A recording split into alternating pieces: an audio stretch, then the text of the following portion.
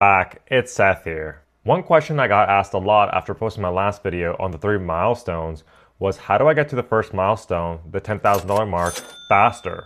And if you haven't watched the last video, I'll post a link down below and take a look at what 3 milestones are important for you to help you achieve financial freedom. So some of you guys that are watching this video probably are thinking that $10,000 is not a lot of money and probably shouldn't be considered a milestone. However, it's reported that 44% of individuals from the age of 55 to 64 have less than $5,000 saved up. So in this video, I'll walk you through a step-by-step guide on how you can save this $10,000 in 1 year. Yes, just in 1 year. However, before I do dive deeper into this video, if you can, please hit the like button down below, and if you haven't subscribed, please subscribe to help grow our channel.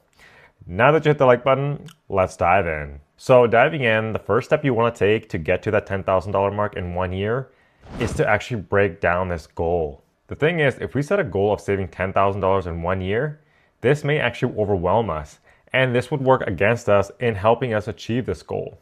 So this $10,000 that you want to save this year, we can break this down per month.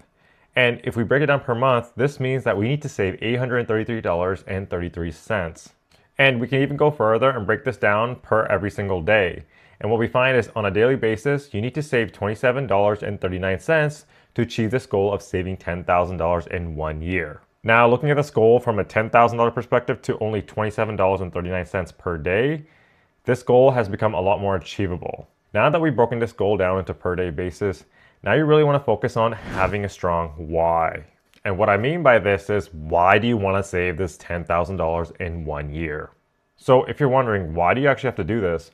One of the books that I read was Millionaire Success Habit. And this book explains on having a strong why will hold you accountable for your goals. By having a strong why, every time you do decide to quit, this why will outweigh this feeling. So your why could be as simple as, I hate not being financially independent. Or I don't want to live paycheck to paycheck. And the one I personally have used in the past is that I want to become financially independent and be the first one in my family to create generational wealth. The deeper the why, the better the chances that you'll stay on track with your goals. And this why is actually really important, as more than 23% of individuals will give up on their goal within just 1 week, and more than 43% of individuals will give up on their goal within just 1 month. So it's important to stay accountable for your goal every single time that you decide to quit. Now that we've broken down our goal of saving $10,000 in 1 year, we can focus on the next step, which is to pay yourself first. I know that this probably sounds really simple, but the truth is that not everyone does this properly. Most people operate like this. When they get a paycheck, they get super excited, and then they realize that they have to pay some bills. Once they pay their bills, whatever money's left over, they decide to go spend it on expenses that they've been eyeing for the whole month. And then whatever money is left over after spending on the expenses, most people will try to save this money. But usually by then, there's really nothing left over. So what we really should be aiming for is the moment that paycheck hits our bank account, a portion of that money is moved into your savings and investings, and then you can use the rest of the money to pay your bills and expenses. This method is great for individuals that have a really hard time controlling their money, especially the ones that just get their paycheck and blow it right away. Paying yourself first really forces you to save and invest, and only using the remaining money for all the bills and expenses that you may have. So you may think that you may not be able to afford the bills and expenses if you pay yourself first, as you may not have enough money. However, in most cases, this really forces you to adjust your lifestyle so that you can afford your bills and expenses, allowing you at the same time to save money. This reduction usually comes from lifestyle, so it could be eating out less, buying less clothing, or maybe cutting back on traveling. By making these adjustments, you can afford to pay yourself first. And nowadays, it's very easy to pay yourself first. You can automate this process just within your online bank account, and every time you get a paycheck, a portion of this money will be moved into your savings and investings. So this way, you can be consistent all year long. Now that we really understand how paying yourself really works, we can move on to the third step that will help you to save $10,000 in 1 year, and that is to focus on increasing your income. So before you freak out thinking that you need to drastically increase your income by $10,000, $20,000, let me tell you, you don't have to do that at all. You actually only have to really aim to increase your income by $150 to $200 per month. If you're able to increase your income by just $200 per month, that means you're going to increase your income by $2,400 for the year. And that means that you're 1/4 of the way almost there to your $10,000 goal. So personally, what I've done in the past, especially when I was in university, is that I would go on Facebook Marketplace and find a product or an item that was underpriced by someone who wanted to get rid of it fast. Then I take that product, clean it up, and put it back on sale on Facebook for a higher price. And I flipped anything from sports memorabilia to car accessories. But I don't want you to think that you're limited to flipping items on Facebook. There are a lot of other side hustles that you can do to generate a couple $100s per month. One side hustle that's quite popular is to sign up on Rover and walk dogs.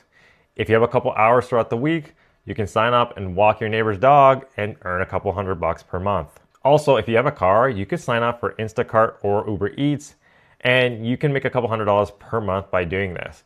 I personally also did this throughout university, where I was in full-time in school, but also worked a couple hours on Uber Eats. And truthfully, there were times that I was making a couple $100s every single week.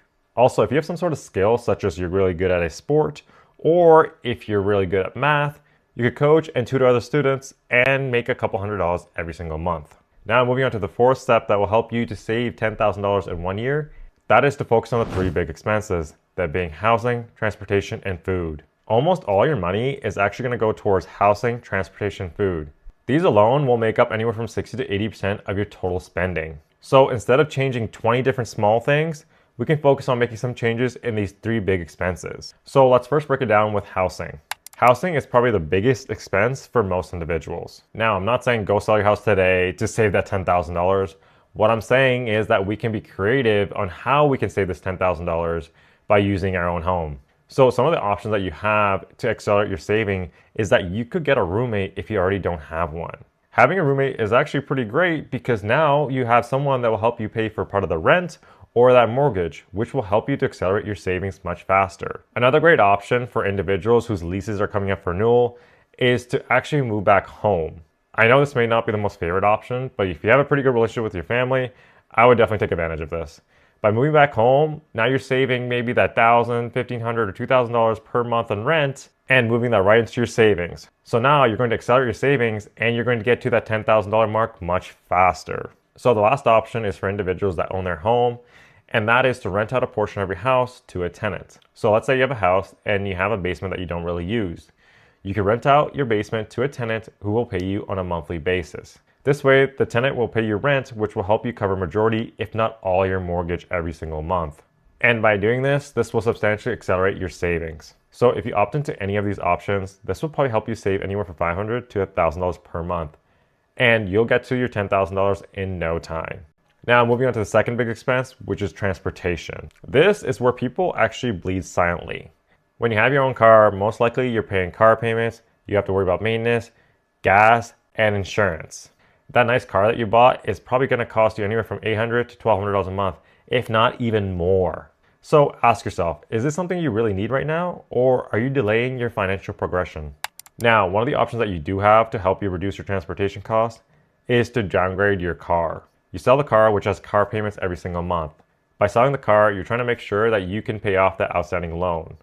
Once the car is sold off, what you want to do is go buy a nice, used, and reliable vehicle. By buying a used vehicle, you're going to save thousands of dollars as you're already getting rid of the car payments, and a used vehicle is going to depreciate a lot less than a newer vehicle. Now, the second option is to pause upgrading your car.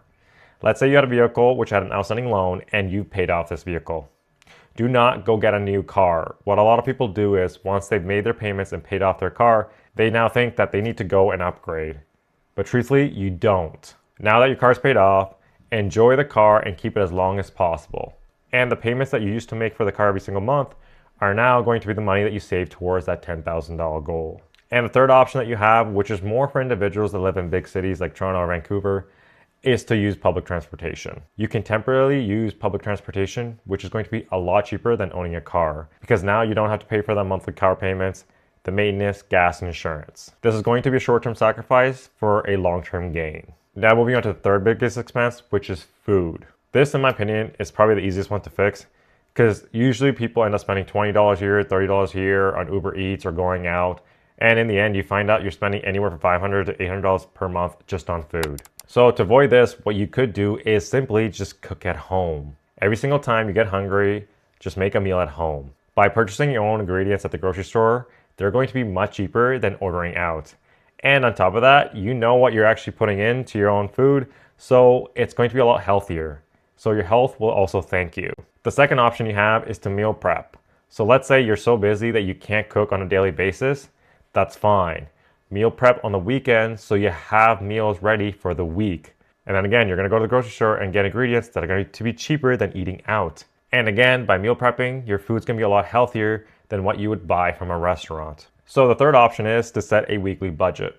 Let's say you really like to go out and eat, and personally, I'm guilty of that. I do too. You can set a weekly budget and make sure you don't go over this budget. So let's say your weekly budget is going to be $50. Once you've hit $50 on going out, you switch back and only cook at home until the following week. This way you get to treat yourself and go out, but also you're holding yourself accountable. So if you're able to control these three big expenses, your goal of saving $10,000 goes from being impossible to very much possible. Now moving on to the fifth step that will actually seal the deal on you saving $10,000 in 1 year, and that is to focus on the saving percentage versus the actual amount saved. Here's a shift that will actually change your look on how you save money. Stop thinking about how much money you saved. Instead, think of what percentage of your income you're actually saving, because the dollar amount can actually be misleading. Let me show you what I mean. So let's say there's one individual that saves $1,000 per month. That sounds good, right? However, what if I told you that this individual makes $8,000 every single month? So now they're actually only saving 12% of their income. Now let's compare this to another individual who saves $800 per month. However, makes $3,000 every single month. This individual saves 25% of their income. So who's actually doing better by saving more? It's going to be the second person. Because saving isn't just about a number, it's actually about how much income you're actually saving. And this really matters when you want to get to this $10,000 goal fast. Once you start thinking of this as a percentage, this turns into a game. You go from saving 10% per month to thinking maybe I could pull off 15% and then 15 to 20. Now you're saving more money than you have ever had before. And if you think you can't do this forever, you don't have to. Just be as aggressive as you can for the next 3 to 6 months and see how you do. What I find is that once most individuals change their mindset, they realize that they can save way more money than they have ever before. So now that we've gone through all the 5 steps on how you can save $10,000 in 1 year, let me walk you through an example of how you can save $27.39 every single day. And this example actually comes from what I've used in the past for myself. So let's say you listen to me and you actually stop eating out. Now you cook your meals at home or meal prep every single week, and you realize you're saving a lot of money because eating out is actually really expensive. By cooking at home, you can actually probably save around $11 per day. Also, if you skip out on buying that coffee or tea at work, now you can save another $3.50 every single day. Personally, where I work, tea usually costs you around $3.50, but coffee is going to cost you anywhere from $4.50 to $5. So this is actually more of a conservative estimate, and you bet I don't buy coffee or tea at work. Now you realize you have some subscriptions that you don't even use. So you cancel these subscriptions, and now you're saving another additional dollar per day. Let's say you're able to work on that side hustle, which generates you only $200 per month. Nothing crazy, nothing flashy. This will help you to generate another $6.70 every single day. Now, let's say you cut back on one of the trips that you were going to take this year or some of the activities. Now you're going to save an additional $3.50 every single day. Now, like we discussed, you become more aggressive on the percentage of income that you're saving. So you buy less clothing or accessories. By doing this, you could save an additional $2 per day. Now, by following this example, you could save $27.70, which is over our goal of saving $27.39 every single day. And using this scenario, you will easily save that $10,000 in 1 year. So by following these 5 steps and becoming aggressive with your savings, you can definitely save $10,000 in 1 year. So that's it for this video. If you guys enjoyed this video, please stay tuned for future videos. And until next time, remember to keep investing.